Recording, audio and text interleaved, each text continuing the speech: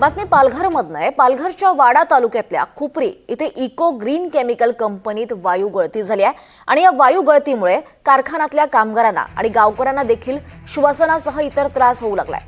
वायू गळतीमुळे बाधित 3 कामगार बेशुद्ध झालेत। सध्या त्यांच्यावर रुग्णालयात उपचार सुरू आहेत। इको ग्रीन कंपनीवर कारवाई करण्याची मागणी होतीये। कामगारांसह स्थानिकांनी ही मागणी केली आहे।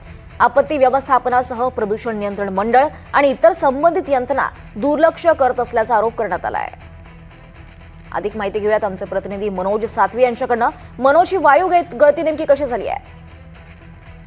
ही वाडा तालुक्यातल्या खुपरी येथे ही इको ग्रीन केमिकल कंपनी आहे आणि या कंपनीमध्ये केमिकल रिएक्शन होत असताना वायू गळती होऊन ज्या बाजूच्या कंपन्या आहेत आणि इतर जे ग्रामस्थ आहेत यांना मोठ्या प्रमाणात श्वसनाचा असेल किंवा डोळ्यांची चुरचूर होणे आणि डोकं दुखणे याशिवाय इतर जे त्रास आहेत ते मोठ्या प्रमाणात सुरू झालेले होते आणि त्यामुळं 3 जे कामगार आहेत ते बेशुद्ध पडले होते। या संपूर्ण घटनेमुळे संपूर्ण परिसरामध्ये आणि कामगारांमध्ये भीतीचं वातावरण आहे। मात्र या घटनेचं गांभीर्य लक्षात घेऊन केवळ फक्त पोलीस या ठिकाणी दाखल झाले।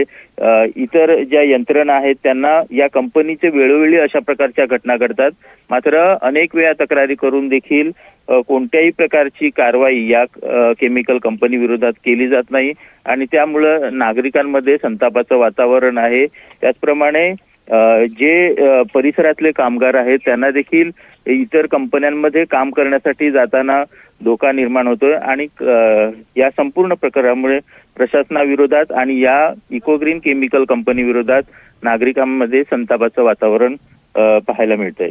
निश्चितच मनोज, धन्यवाद सविस्तर माहितीसाठी। इको ग्रीन केमिकल कंपनीत वायू गळती झालेली आहे। पालघरच्या वाडा तालुक्यात ही वायू गळती झाली आहे।